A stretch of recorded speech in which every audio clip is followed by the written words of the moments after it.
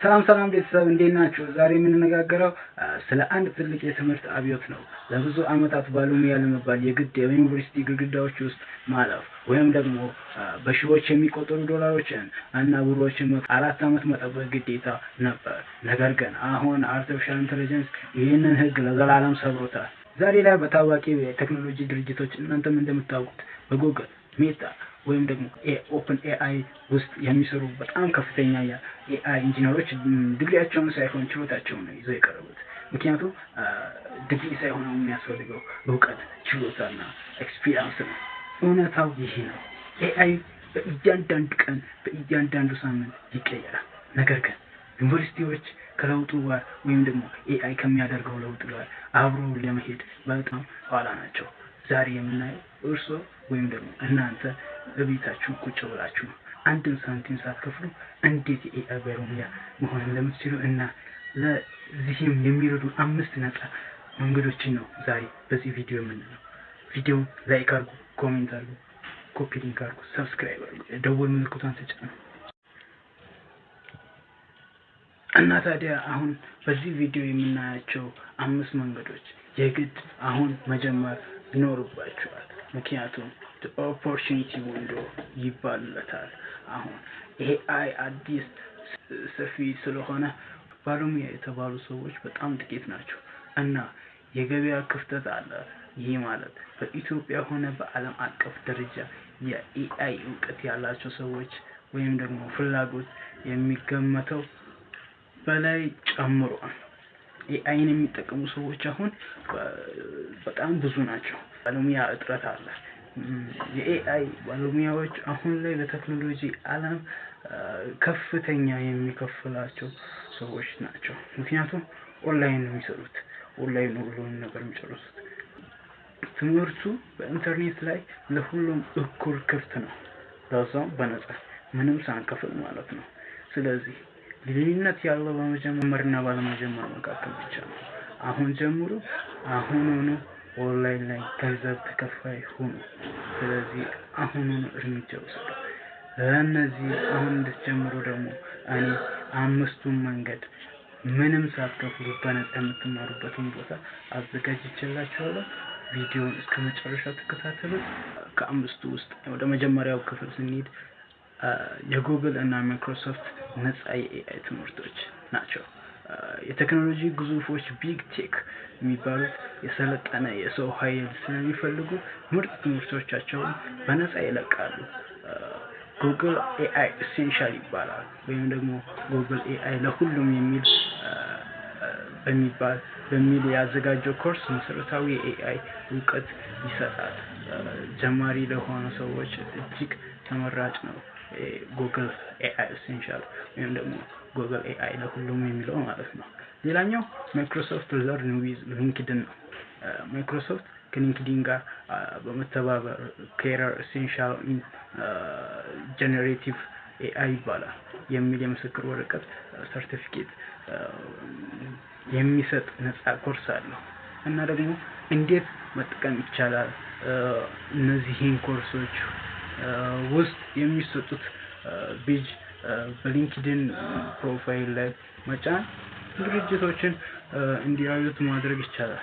ከዛ በኋላ ድርጅቶቹ ደግሞ እናንተን ቀጥሮ ለማሰራት በጣም ትልቅ ተነሳሽነት ይኖራቸዋል ማለት ነው። ሌላኛው ወደ ሁለተኛው መንገድ እንሂድ። ሌላኛው ዩቲዩብ ወይም ደግሞ እንደ ነፃ ዩኒቨርሲቲ ተብሎ ይጠራል በአሁኑ ዘመን ማለት ነው። ዩቲዩብ የቪዲዮ ማከማቻ ብቻ ሳይሆን ቪዲዮዎችን ዳውንሎድ ብቻ አድርገን የምንጠቀምበት ብቻ ሳይሆን በዓለም ላይ ትልቁ የትምህርት ተቋም ሆኗል በአሁኑ ሰዓት ዩቲዩብ ማለት ነው። ግን ማንኛውም ችሎታ ቻናሎች መከታተል አለበት ማለት አይደለም። ለምሳሌ ዲፕ ለርኒንግ ኤአይ የሚባል አለ። አንድሮይንግ የኤአይ አባት የሚባሉት የሆነ ትምህርቶች እዚህ ያቀርባሉ። ለምሳሌ ማለት ነው ኤአይ ማለት ዩቲዩብ ቻናሎች አንድሮይንግ ለምሳሌ የተለያዩ ነገሮችን ያቀርባሉ ስለ ትምህርት ስለ ኤአይ። ሌላው ሲንቴቲክስ ፓይተን ቋንቋ እና የኤአይ ፕሮግራሚንግ ለመማር ለሚፈልጉ ምርጥ ቻናል ነው። አንዳንዶች ደግሞ በዲስክሪፕሽን ስር አስቀምጥላችኋለሁ። ሌላኛው የኤአይ አድቫንቴጅ የሚባለው ነው። የኤአይ መሰረታዊ ማለት ነው። የኤአይ መሳሪያዎች ልክ እንደ ቻትጂፒቲ እንደ ጄሚናይ ለስራ እንዴት እንደምንጠቀምባቸው የሚያስተምር ተግባራዊ ቻናል ነው። ይሄ ቻናል ምን የሚባለው የኤአይ አድቫንቴጅ የሚባለው ማለት ነው። የጥናት ስልት ለምሳሌ የጥናት ስልታችንን ማድረግ ያለብን ዝም ብሎ ማየት ሳይሆን ዝም ብሎ አንድ ቪዲዮ አይቶ መጨረስ ብቻ ሳይሆን ስለዛኛው ቪዲዮን እያቆምን መለማመድ ምን ይባላል? ይሄ ሃንድ ኦን ፕራክቲስ ይባላል። መለማመድ ቪዲዮውን አቆመን ከዛ በኋላ ቪዲዮ ላይ ያየነውን ቪዲዮ በተግባር ደግሞ ማድረግ ፕራክቲስ ማድረግ። እንደዛ ስናደርግ በቃ ራሳችንን እያሳደገን እንሄዳለን። ከዛሬ ነገ ደግሞ የተሻለ ነገር ይኖረናል ማለት ነው። ስለዚህ እንደዛ እያደረገን መሄድ አለብን። ሌላኛው ሶስተኛው መንገድ ክፍት የመረጃ ምንጮችን ምን ይባላል? ሀግፌስ እንደ ጊታብ ለምሳሌ እውነተኛ ባለሙያ መሆን የምንችለው በሰዎች ኩሽና ውስጥ በመግባት ነው ይላል አንድ ፈረንጅ ሲናገር ማለት ነው። ሀግፌስ ማለት ይሄ የኤአይ ፌስቡክ ነው። ለምሳሌ በአለም ላይ ያሉ አዳዲስ የኤአይ ሞዴሎች የሚቀመጡበት ቦታ ነው። ምን የሚባለው? ሀግፌስ የሚባለው ማለት ነው። እዚህ በመግባት ሰዎች የሰሩትን ኮድ ማየት እና መሞከር እንችላለን።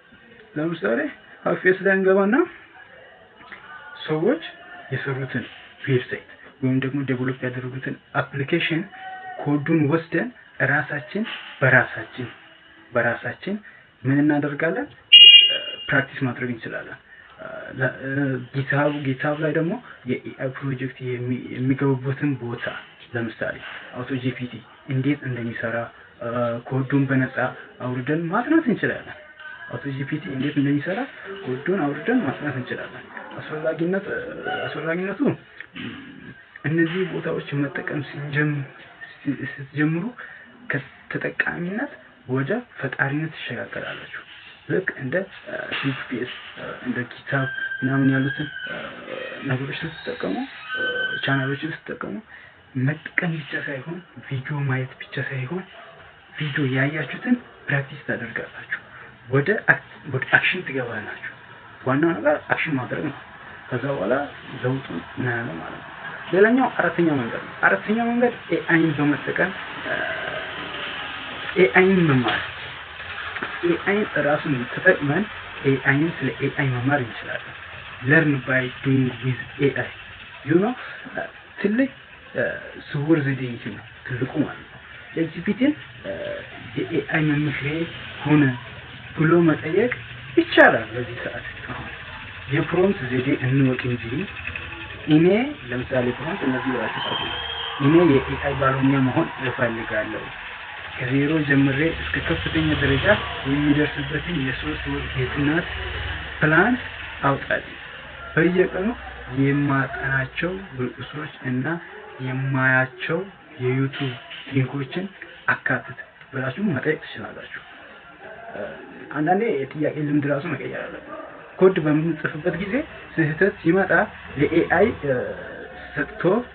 ሰጥታችሁት እንዲያስተካክለው እና ለምን እንደተሳሳተ ወይም ደግሞ ስህተቱ የቱ ጋር እንዳለ እንዲያስረዳችሁ መጠየቅ ትችላላችሁ።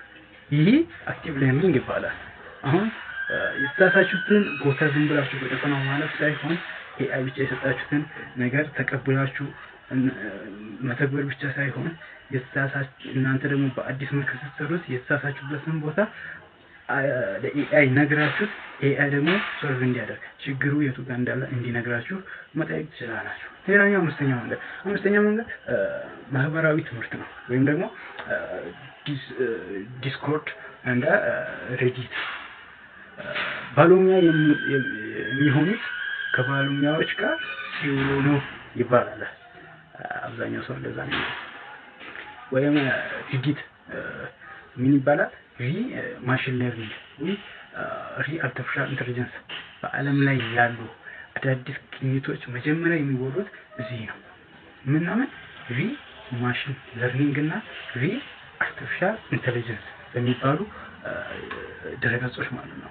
እነዚህ ድረገጾች ሰርቪስ አላቸው እንደ ሜጆር እና ወይም ደግሞ ኦፕን ኤአይ ያሉ የዲስኮርድ ግሩፖች ውስጥ በመግባት ሰዎች የሚያጋጥሟቸውን ችግሮች እና መፍትሄዎች በቀጥታ መከታተል ትችላላችሁ። ከዛ በኋላ ደግሞ እናንተ ራሳችሁን ሰርቭ ማለት ትችላላችሁ። ሌላኛው ኔትወርክ ነው። እዚህ የሚያገኛቸውን ሰዎች ለወደፊት የስራ እድል ሊከፍቱላቸው ይችላሉ። አሁን በነገርኳችሁ ዲስኮርድ ሰርቪስ ላይ ገብታችሁ የምታገኛቸው ሰዎች ለወደፊት ስራ እድል ልታገኙ ትችላላችሁ በሰዎቹ አማካኝነት ማለት ነው። ሌላው ደግሞ ስድስተኛው ተግባራዊ ስራ ወይም ደግሞ እቅድ ማውጣት። ይሄ ምን ይባላል? ዩ6 month ራንድ ማፕ ይባላል። ይሄ ክፍል ለተመልካቹ ለስድስት ወር አንድ እቅድ ማውጣት። አሁን ለእናንተ ያዘጋጀሁላችኋለሁ። በወር አንድ መሰረታዊ እውቀት መገብየት ማለት ነው። ከጉግል ሊሆን ይችላል፣ ማይክሮሶፍት ኮርሶች ቅድም ካወራናቸው ከዛ ሊሆን ይችላል። መሰረታዊ የሆኑ እውቀቶችን መቀበል። ከወር 2 እስከ 3 ደግሞ ቴክኒካዊ ክህሎቶችን ወይም እንደ ፓይተን እና ፕሮምፕት ኢንጂነሪንግ አጻጻፍ ኤአይ አጠያየቅ ማወቅ ይቻላል። እና ሌላኛው ከ4 እስከ 5 ነው ፕሮጀክት መስራት። 4ኛው እስከ 5ኛው ፕሮጀክት መስራት። የራስን የኤአይ መተግበሪያ መፍጠር ትችላለህ። ይሄ ኤአይ ኮማንድ ተቀብለህ ቴስት ያደረግክ መስራት ብቻ ነው። 6ኛው ፕላትፎርም ፖርትፎሊዮ ማዘጋጀት እና ስራ መፈለግ ትችላለህ። 7ኛው እነዚህ ማድረግ ትችላለህ። ስለዚህ ወደ ተመልካቾች ዛሬ ያየናቸው 5 መንገዶች በሩን ከፍተውላችኋል ብዬ አስባለሁ። ነገር ግን በሩን አልፎ መግባት የእናንተ ፋንታ ነው። ዩኒቨርሲቲ ያልገባው ብላችሁ ትጨነቁ። በኢንተርኔት ዘመን ትልቁ ዩኒቨርሲቲ የእናንተ ፍላጎት ብቻ ነው። ዛሬ ካየናቸው መንገዶች ውስጥ የትኛው መጀመር ትፈልጋላችሁ? መልሳችሁን ኮሜንት ላይ ጻፉልኝ። ጥያቄ ካላችሁ ለመመለስ ዝግጁ ነኝ። ይህ ቪዲዮ ህይወቱን ለመቀየር ለሚፈልግ ሰው አንድ ሰው አዲስ ሼር ማድረጋችሁን አትርሱ። በሚቀጥለው ቪዲዮ እስከምንገናኝ ተማሩ፣ እደጉ። ደግሞ ሰብስክራይብ ማድረግ እንዳይረሳ። ታንኪዩ